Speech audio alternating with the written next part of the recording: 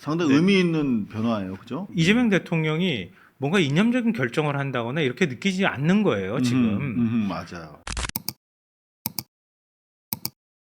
상식이 뉴스를 통해서 확인되면 또 즐거움이 되잖아요. 그렇죠. 동아일보. 이 대통령 지지율 61%, 민주 42%, 국힘 21%. 그렇지. 국힘당이 이제 20 밑으로 이제 떨어지기 시작하는 양상으로 보이는 것 같은데 좀 그래프 좀 볼게요. NBS 전국 지표조사 요게 뭐 신뢰도 여부를 떠나서 흐름을 보는 데 상당히 유의미한 여론조사인데 선생님께서는 이재명이 대통령으로서 일을 잘하고 있다고 생각하냐 못하고 있다고 생각하느냐 61%가 나왔는데 요게 6월 취임 직후 수준으로 회복이 된 거잖아요. 그리고 여기 보면은 보수가 나름 과포집된 상태인데 70세 이상 20대 뭐 완전 원사이드하게 전 연령 세대 그리고 부울경 대구에서 50%가 나왔습니다. 잘한다가 부울경에서 55%. 야 이거 원사이드한데 이 정도면 뭐 압도적인 거 아닙니까? 네, 좀 뭘 해도 되는 지지율 아닙니까? 어떻게 보세요? 아직도 배고프죠. 그렇죠. 예. 제가 볼 때는 한 60% 후반까지는 얼마든지 올라갈 수 있다고 보거든요. 아직까지는 조금 부족하다. 자 그러면 단도직입적으로 여쭐게요. 단도직입? 이거 정계환 앵커가 많이 쓰던 표현인데 그런가요? 제가 스픽스를 좀 자주 나가다 보니까 지난 겨울에 자 그러면 앞으로 이 흐름을 봤을 때 언제쯤 가능할지 그리고 만약에 어려울 수 있다면 어떤 복병이 남아 있다고 보시는지. 지금 뭐 검찰이 반발하고 있는 네네. 이른바 검난 사태 이건 저는 크게 영향 안 미칠 것 같고요. 이게 검난 사태 이후에 어제까지 여론조사예요. 네네. 그러니까 검난의 영향이 거의 일부 반영이 됐다라고 봐야 되는 검난이 거죠. 없었으면 그럼 더 60% 후반까지도 갈 수 있었다. 그거는 아닐 것 같고요. 네. 그러니까 부동산 문제가 제일 복병이 될 것 같아요.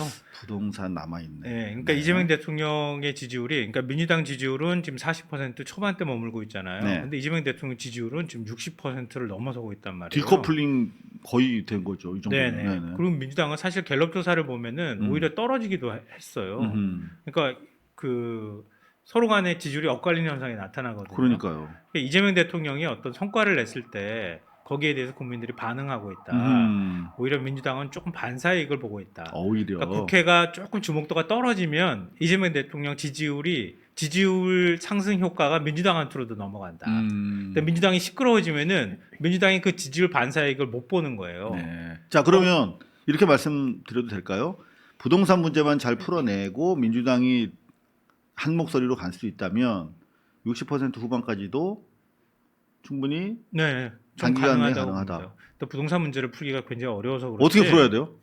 뭐 풀 수 있는 방법은 되게 많습니다. 하나만 얘기해 주세요. 진실에 접근해야죠. 아니 이를테면 네. 뭐 보유세는 좀 높이더라도 양도소득세를 좀 낮추거나 그렇지. 하는 방법. 그래서 출구를 하는 거고. 그다음에 지금 뭐 국힘에서는 계속 수요를 얘기하잖아요. 공급을 얘기하잖아요. 이거는 황당한 얘기거든요. 지금 공급 정책을 발표한다고 해서 그게 구체적으로 지비되는 건 10년, 15년 후의 얘기이고.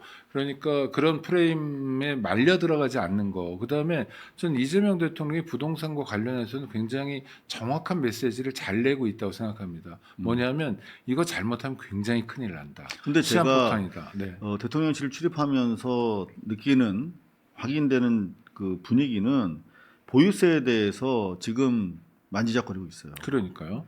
그리고 사실 저는 이번에 이제 그 검란을 마주하면서 이거 어떻게 돌파할까? 이때 보유세 나오는 거 아니야? 저는 나름대로 근거를 가지고 기대를 하고 있었거든요. 근데 그게 아니라 바로 그냥 그 정부 부처 49개 부처에 대해서 내란 관련자들 인사상 불이익 줘. 요걸로 사실은 맞불을 놓는 바람에 그냥 확 꺼져버린 거거든요.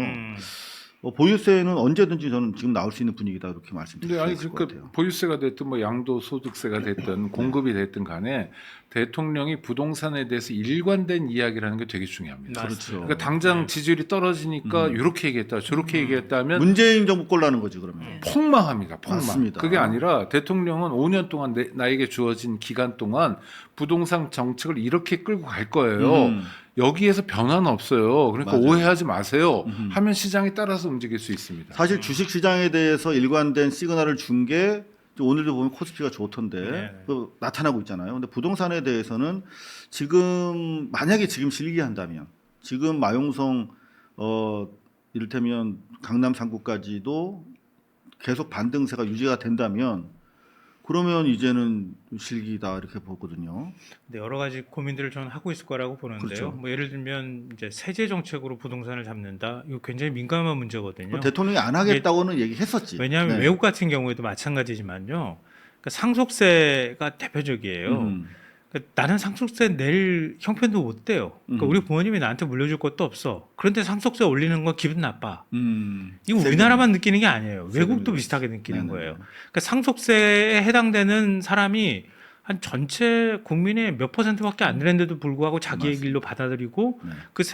그 세제에 대해서 이 조세 저항이 발생하거든요. 세금 내는 거 좋아하는 사람은 없죠. 네네, 상관없고. 맞아요. 네네. 그러니까 그게 일종의 계층을 착각하는 현상이 나타나는 거예요. 근데 이거는 약간 인간 본성하고도 좀 관련이 돼 있는 것 같아요. 그렇기 때문에 저는 거래세, 보유세와 관련해서 정확한 타겟팅을 해서 적어도 언론들이 플레이 못하게 막는다면 충분히 저는 가능하다. 저도 좀 네. 비슷한 생각인데요.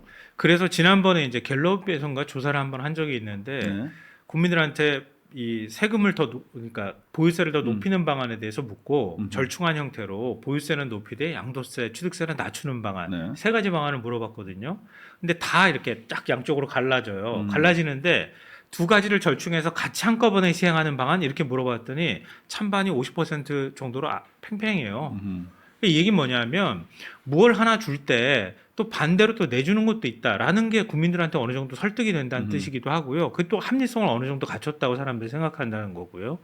또 한편으로는 보유세를 늘리는 것에 대해서는 저는 찬성하는데 말씀하셨던 것처럼 정말 우리 사회에서 잘 산다고 생각하는 사람들에 대한 인식이 집값이 어느 정도일까라고 봐서 네. 징벌이라는 의미라기보다는 전체적으로 보유세에 대한 개념, 그러니까 보유세 구간들을 과표 설정을 할 때 어떻게 할 것인가 이것들을 좀 신중하게 고민하면 네.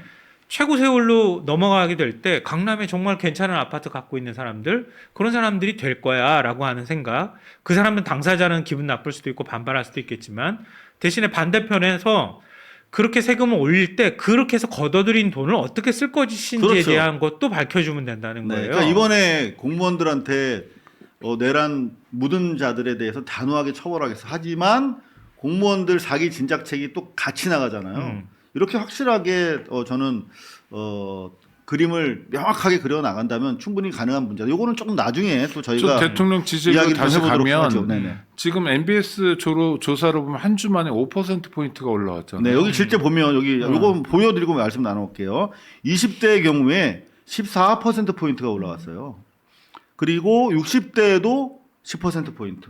이게 이제 에이펙과 연쇄 정상회담을 거치고 대장동의 역습까지도 버텨낸 상승치면 대단한 거 아니겠습니까? 그리고 보시면 70대 이상이 48%예요. 그러니까 이런 적 압도적입니다. 없었거든요. 네네. 그리고 대구 경북이 11% 포인트, 인천 경기도 인천 특히 별로 좋지 않았었는데 8% 포인트가 올라갔기 때문에 상당히 지금 여론 지형은 유리해졌다. 그러니까 이것의 핵심은 뭐냐면 이재명 대통령이 다른 건 모르겠는데라고 전제하면서도 일 잘한다. 잘하네. 진짜 그렇지. 잘하네. 이런 여론들이 형성되고 있거든요. 네. 그리고 70대란 분들은 뭐냐면 자기가 살아왔던 연륜이 있기 때문에 자기 생각이 어떻든 간에 잘 안 바꿔요.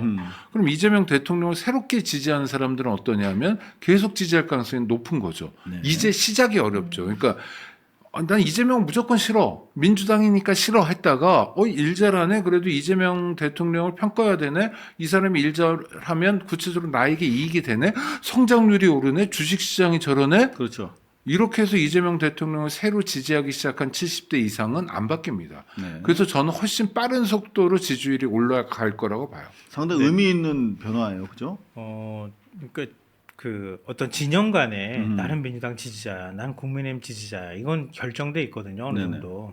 그럼 그 사람들이 어떤 특정한 성과나 과제에 대해서 어떻게 평가하는가 이게 굉장히 중요하거든요. 특정한 성과에 대해서. 이재명 대통령이 뭔가 이념적인 결정을 한다거나 이렇게 느끼지 않는 거예요, 지금. 맞아요. 관세 협상에 관세 협상하면 우리한테 이익이 되고 돌아오거나 아니면 최소한 관세 협상이 맺어지지 않았을 때 우리한테 반대 손해 보는 것들이 있단 말이에요. 네. 근데 국민들은 그걸 굉장히 중요하게 보고 있다는 거예요. 예를 들면 핵 추진 잠수함 같은 경우에도 보수층한테 한번 물어봐봐요. 뭐라고 대답하나? 원래 그 보수 의제였잖아. 네. 핵 문제가. 아마 70-80% 이상이 동의할 걸요. 맞습니다. 그러니까 보수층이 헷갈리는 거야. 네네.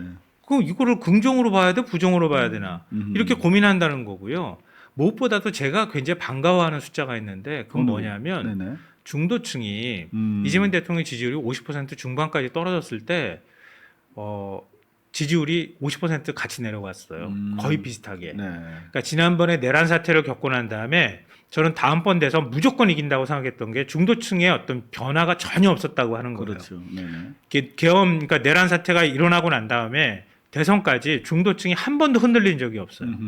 60% 중후반에 계속 지지율을 보냈거든요. 꾸준히.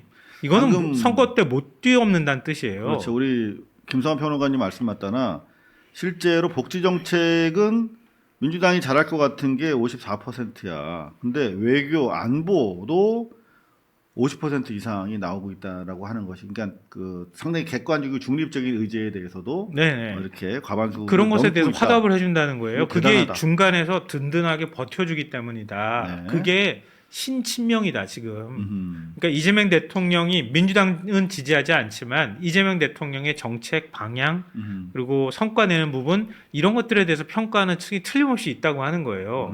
그게 중도라고 하는 걸로 표출이 되고 있는데 그 중도층의 지지가 60% 이하로 떨어졌다가 지금 이번 조사 보면 66까지 올라왔잖아요. 66까지. 예. 엄청난 거죠. 자, 지금 도대체 또 대통령실에서는 어떤 뉴스가 나오고 있는지 보겠습니다. 동아일보. 이 대통령 규제, 금융, 공공, 연금, 교육, 노동 6대 구조개혁 지금이 적기. 대통령은 좀 역대 대통령들과 다른 게 그냥 미사 여구가 없어요. 얘기하면 그대로 진행이 되거든요. 지금 요거 다 하겠다는 겁니다. 교육, 노동은 지금 열심히 하고 있고 연금도 지금 마무리를 줘야 되고 교육, 뭐 구조개혁을 지금 오늘 방향이 좀 잡혔거든요. 이건 방향 결과가 나오면 이제 브리핑이 아마 있을 것 같은데 또 추가로 여러분들한테 보고를 드리겠습니다. 큰 방향은 또 요건 것 같아요. SBS인데요. 이재명 대통령 대한민국 전례 없는 변화 해법은 인공지능. 이게 SBS에다가 축사 무슨 뭐 행사가 있었대요. 뭐 SBS D 포럼이라고 여기다가 대통령이 기사를 하나 줬어. SBS에다가 인공지능으로 풀어나가겠다. 그리고 구조개혁의 일종의 하나의 방법론으로 강하게 대두가 되고 있습니다. 근데 이거 되게 중요한 거예요. 윤석열 때 뭔가 국민들한테 비전을 제시한 게 있나요? 비전? 없거든요. 네. 문재인 대통령의 비전은 평화, 남북관계 개선 여기에 사실상 올인을 한 거나 다름이 없었단 말이에요. 그렇죠. 네네. 그때는 적폐 네네. 청산이나 이런 거 빼고 얘기하면. 근데 이재명 대통령은 경제 문제 아주 밀접하게 관련돼 있는 화두를 던져서 국민들한테 과거 DJ 하셨던 것처럼 IT 뭐 이런 쪽으로 간다거나 이런 것들에 대한 새로운 비전들을 과제를 제시하고 네. 국민들한테 글로 가겠다고 좀 얘기하는 거잖아요. 일정하게 지향점을 준다고 하는 점 매우 중요합니다.